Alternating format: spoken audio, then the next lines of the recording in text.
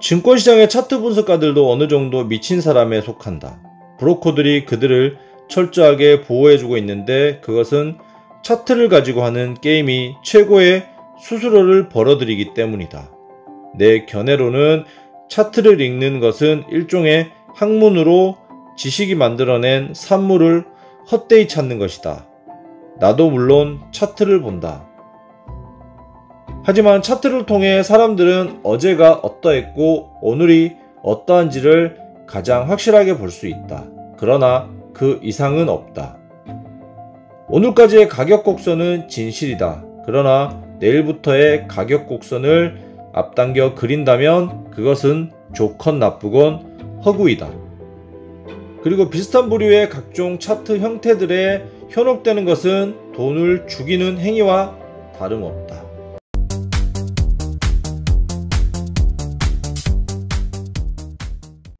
오늘은 앙드레 코스톨라니의 투자는 심리게임이다의 4번째 시간으로 7번째 강의 그리고 8번째 강의, 9번째 강의를 리뷰해 드리도록 하겠습니다. 그럼 책 속으로 들어와서 본격적으로 내용들을 살펴보도록 하겠습니다. 7번째 강의, 나의 증권시장 동물원. 황소들은 시세가 하락할 수 있다는 것을 꿈에도 상상하지 못한다. 그들은 시세가 상승하는 것을 정상적이고 당연한 것으로 여긴다. 게다가 상승장에 투자하는 얼간이들은 나중에 주가가 하락하여 입게 되는 손해보다는 증시가 상승세일 때 참여하지 않아 잃게 되는 돈을 먼저 생각하게 마련이다. 이와 반대로 곰들은 하나의 삐뚤어진 동경 속에서 고통을 찾아다니는데 그것이 다른 사람의 고통이라는 데 문제가 있다. 어느 시인이 그들의 그런 모습들을 다음과 같이 읊은 바가 있다. 신은 하락장 투자자를 경멸한다. 왜냐하면 그들은 남의 돈을 탐내기 때문이다. 왜냐하면 하락장 투자자는 다른 사람들이 주가 하락으로 고통스러워할 때만 돈을 벌 수 있기 때문이다. 그런데 더 이상한 사람들은 황소와 곰이 무엇을 하는지에 대해서 전혀 관심이 없는 사람들이다. 그들은 이론적 게임가처럼 자기들만의 독자적인 세계를 갖고 있다. 이러한 부류는 단지 생각만으로만 매수하고 매도한다. 또 머릿속에서만 이윤과 손실을 장부에 기입한다 라고 이야기하고 있습니다. 나는 그들 중에서 단 한 명의 백만장자도 발견하지 못했다. 그리고 또한 부도난 회사들의 주식을 상대로 하는 사람들이 있다. 그들은 증권시장 용어로 겁쟁이라고 부른다. 그들은 기적이 일어날 수 있다고 생각한다. 그런 일이 실제로 가끔 일어나기는 한다. 그러나 그런 주식들은 언제나 장식용으로나 팔 수 있을 뿐이다 라고 이야기하면서 주식시장에서 여러가지 투자자의 형태들을 이야기해 주고 있습니다. 이번 강의의 서두에 언급했듯이 모든 증권시장 동물들은 다음 2가지 기본 형태로 분류할 수 있다. 첫 번째, 비관론자. 고리대금업자의 정신을 가진 사람들, 구두쇠형, 모든 위장병 환자 및 늘 기분이 나쁜 사람들. 이들은 타고난 하락장 투자자이다. 2. 낙관론자, 방탕자, 모험가, 낭비가 및 경솔한 사람. 하늘에서만 나무가 자라는 것을 보는 낭만적인 사람들. 그들은 자신의 돈을 곧장 잃어버릴 수도 있다. 이들은 언제나 상승장 투자자이다. 아무리 보잘것없는 철학자라도 태어날 때부터 철학자로 태어나듯이 투자자 또한 타고나는 것이다. 투자자는 다른 사람들에 비해 더 많은 아이디어를 가지고 있고 끊임없이 스스로를 괴롭히다가는 또 미래에 대한 비전을 가지며 그와 만나는 모든 것들의 이득과 손실을 따진다.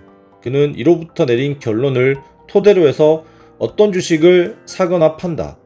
만약 그의 생각이 맞았다면 그는 증권시장으로부터 돈을 받는다. 만약 틀렸다면 그는 증권시장에 벌금을 낸다. 이것이 투자의 본질이다. 투자자가 유사한 상황을 언제나 다시 기억 속에 되살릴 수 있으려면 그는 충분한 경험을 필요로 한다. 증권시장에서 고쳤으면 90%의 땀 대신 90%의 경험이 될 것이다 라고 얘기하면서 저자는 경험이 정말 그만큼 중요하다 라고 이야기를 하고 있고요. 투자는 결코 백과사전이어서는 안된다. 그는 다만 올바른 순간들의 관련을 알아야 하며 이에 맞춰 행동을 해야 한다. 절대로 많은 것을 알아서는 안된다. 단지 큰 그림을 이해할 수 있으면 된다. 간단히 말해서 그는 생각하는 사람이어야 한다. 8번째 강의, 기업가, 고객 및 다른 슬라브인들. 증권시장에서 투자 결정을 내릴 때 나는 나의 사적인 경험들을 고려하곤 한다. 이런 예로 미국의 통신회사인 AT&T와 가졌던 유일무이한 경험을 말하고자 한다. 당시 그 회사는 아직 ATT라고 불렸으며 미국 내에서 사실상 독점적인 권한을 누리고 있었다 라고 합니다. 여기 중간의 내용에서 저자는 AT&T와의 있었던 일화들, 정말 불친절하게 AT&T가 저자를 대했던 이야기들을 하면서 돈이 조금이라도 있는 모든 미국인들이 그러하듯이 나도 언제나 AT&T 주식에 투자했었다. 그러나 이 사건 이후로는 더 이상 나는 AT&T의 주를 가지고 있지 않다. 왜냐하면 나는 나 자신조차 위협할 수 있는 회사의 고객으로 기꺼이 남아있지만 결코 파트너, 투자자로 남아있고 싶지는 않기 때문이다 라고 합니다. 저자는 AT&T와의 그런 정말 좋지 않은 경험들로 이 회사가 앞으로 어떻게 보면 정말 성장할 수 있는 그런 마인드를 가지고 있지 않았다라고 생각하고 있기 때문에 본인의 투자 포트폴리오에서는 AT&T를 제외하고 앞으로는 AT&T를 투자하지 않았다라고 이야기하고 있습니다. 고객들과의 몇 가지 경험들을 가지고 나는 나에게 최고로 편안한 고객은 여전히 나였으며 나 자신이라는 것을 확인해야 했다. 나는 브로커나 은행원들에게 결코 조언을 구하지 않는다. 나는 그들에게 한 번도 그들의 생각에 대해 물어본 적이 없다. 그러므로 그들도 나에게 전혀 책임이 없다. 만약 누군가가 나에게 어떤 암시를 속삭이게 되면 나는 언제나 정확히 그것과는 정반대로 한다 라고 저자는 이야기하고 있습니다. 만약 사람들이 증권에 투자했는데 자신이 배를 잘못 탔다는 느낌이 들면 그 즉시 배에서 뛰어내려야 한다. 그러나 먼저 자신이 탄 배가 잘못된 배라는 것을 확신해야 한다. 그것은 확신과 직관의 혼합이다 라고 이야기하고 있습니다. 만약 사람들이 자신의 투자와 관련된 일을 단지 미신에 의존해서 해결하려 한다면 그들은 게임꾼이다. 젊었을 때 나도 그랬다. 나는 게임이라는 것이 무엇인가를 고통을 통해 배웠다 라고 합니다. 만약 게임가가 그러한 일들을 가벼움과 유머로 받아들이지 않고 고정된 아이디어와 불길하게 결부시키려 들며 그것들을 우상처럼 숭배하게 되면 그것은 병적인 상태이다.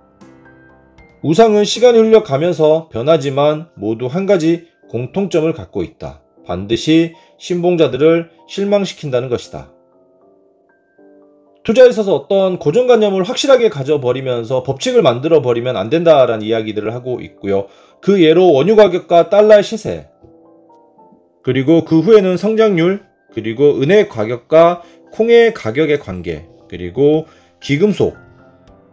내게는 이러한 모든 이론들은 대중의 어리석음으로 여겨진다. 이런 것들은 중개인에게만 좋은 일이 된다라고 하면서 예를 들면 어떤 투자를 하다 보면 어떤 현상이 일어나면 무조건 주가가 상승한다, 또는 은혜의 가격이 올라가면 콩의 가격도 올라간다, 또는 유가가 올라가면 달러도 올라간다, 이런 몇 번의 우연에 걸친 그런 일치되는 것들이 있다 보면 그런 것들을 맹신하게 됩니다. 그런 것들을 맹신하게 되면 분명히 10번 중에 9번은 맞겠지만 한 번은 반대로 가는 그런 상황들이 올 수도 있기 때문에 이런 맹신들을 해서는 안 된다라고 저자는 이야기하고 있고요.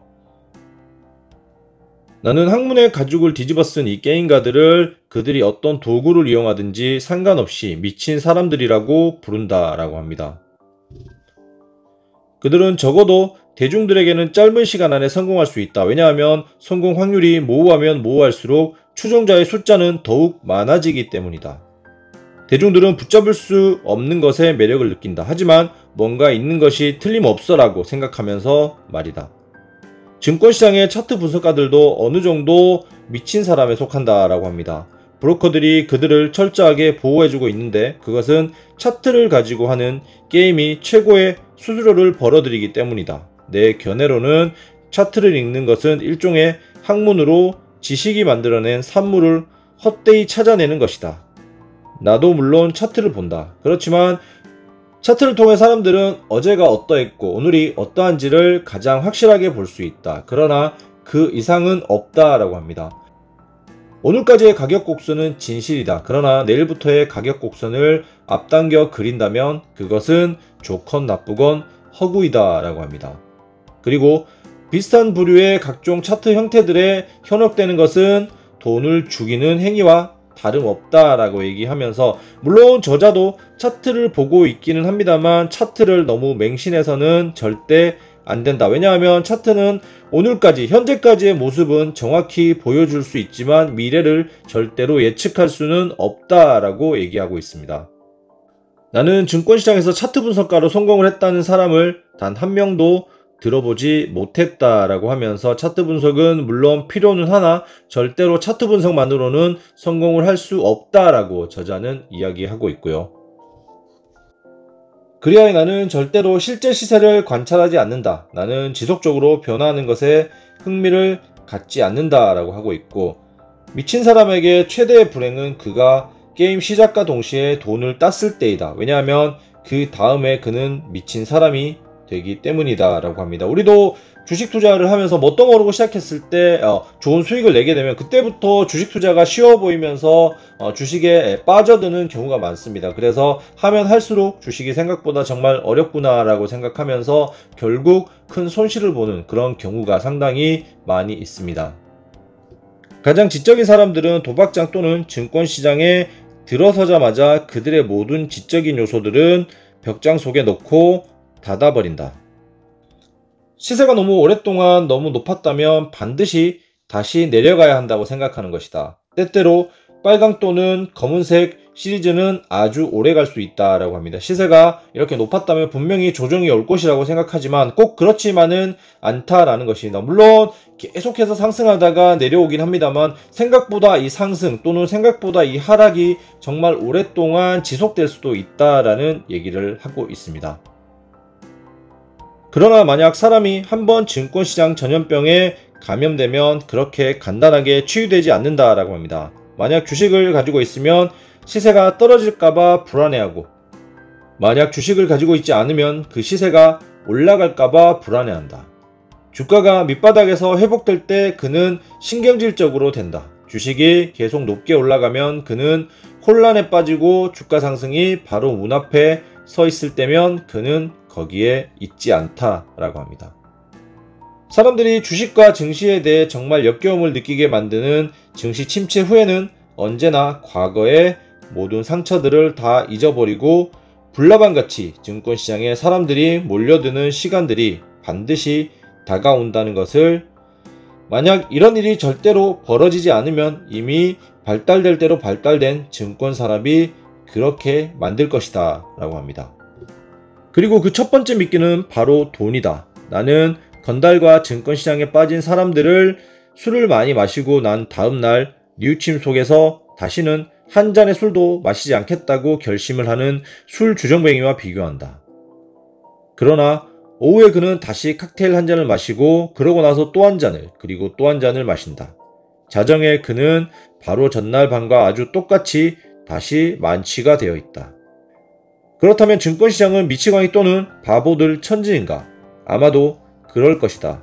왜냐하면 미치광이와 바보들이 없는 세상은 존재하지 않을 것이며, 우선 그들이 없는 증권시장은 아무런 의미가 없기 때문이다.